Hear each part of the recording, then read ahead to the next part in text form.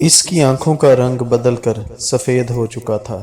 اس کے کھلے ہوئے بال خود بخود ایک بہت بڑی 10 فٹ کی چوٹی میں تبدیل ہو گئے۔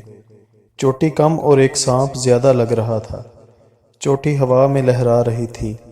اس کے چھوٹے سے سفید ناخن لمبے نیلے ہو گئے تھے۔ وہ ایسے کچھ گنگنا رہی تھی کہ کوئی بھی مدہوش ہو سکتا تھا۔ الیان کا پورا جسم پسینے سے تر ہو چکا تھا۔ اسے اپنی موت سامنے دکھائی دے رہی تھی۔ ڈائن نے پیچھے کی طرف چھلانگ لگائی اور دیوار پہ چڑھ گئی۔ اس نے اپنا سر ہلایا اور اس کی چوٹی ہوا میں لہراتی ہوئی الیان کی طرف آئی۔ نہیں نہیں، الیان بیگ نہیں نہیں کرتے ہوئے اٹھ کے بیٹھ گیا۔ او گاڈ، یہ سپنا 10 سال سے آ رہا ہے۔ کیا مطلب ہے اس سپنے کا؟ اور وہ خوبصورت سی عورت کون ہے جس کے بال، ناخن، آنکھیں سب کچھ عجیب ہیں؟ الیان کے دماغ میں سوالوں کا طوفان امڑ رہا تھا۔ گڈ مارننگ بائی، الیان نے دیکھا۔ آواز اس کی چھوٹی بہن سارا بیگ کی تھی۔ کیا ہوا بائی؟ پھر سے وہی سپنا آیا کیا؟ سارا چلتے ہوئے اندر آ گئی اور الیان کے سامنے صوفے پر بیٹھ گئی۔ کیا کروں سارا، آج کل نہ یہ سپنا بہت زیادہ آتا ہے۔ کنفیوژن سی ہو رہی ہے دماغ میں، الیان نے مایوس سا ہوتے ہوئے کہا۔ آپ فکر نہ کریں بھائی، نیچے جائیں، ناشتہ کر لیں اور آج آفس سے بھی چھٹی ہی کر لیں۔ سارا کہتے ہوئے اٹھ کھڑی ہوئی۔ نہیں سارا، آفس تو جانا ہے اور آج شاید کسی پروجیکٹ کے سلسلے میں شہر سے باہر جانا پڑے۔ الیان بھی اٹھ کھڑا ہوا۔ امی آپ کو پتہ ہے آج مجھے پروجیکٹ کے سلسلے میں کہاں جانا ہے؟ الیان گھر میں داخل ہوتے ہی خوشی خوشی رفت بیگ کے کمرے میں داخل ہوا۔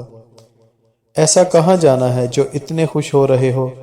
رفت نے الیان سے مسکراتے ہوئے پوچھا۔ میں نے سوچا ہم سب وہاں چلتے ہیں، ہمارے گاؤں کرتارپور۔ کیا؟ الیان کے کہتے ہی رفت صوفے سے اٹھ گئی جیسے اسے 240 وولٹ کا جھٹکا لگا۔ پاپا، آپ نے مجھے اس وقت ہاسٹل سے یہاں کیوں بلا لیا؟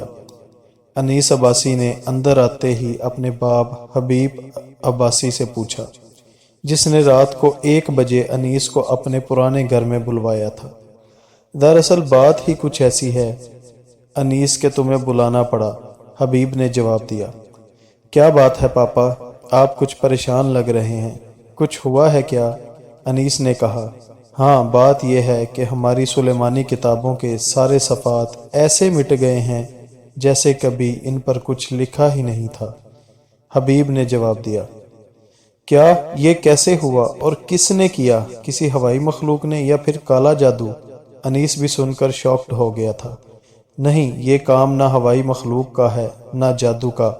انیس، مجھے ایک بار زنوبہ نے بتایا تھا کہ جب کوئی بہت طاقتور کالی طاقت لوٹ کر آتی ہے تو ایسا ہوتا ہے۔ یاد رکھنا تم ایک دن یہاں خود لوٹ کر آؤ گے، یاد رکھنا تمہیں تمہاری موت یہاں کھینچ لائے گی۔ مزید جاننے کے لیے ہمارے چینل کو سبسکرائب کریں اور گھنٹی کے بٹن کو پریس کر دیں۔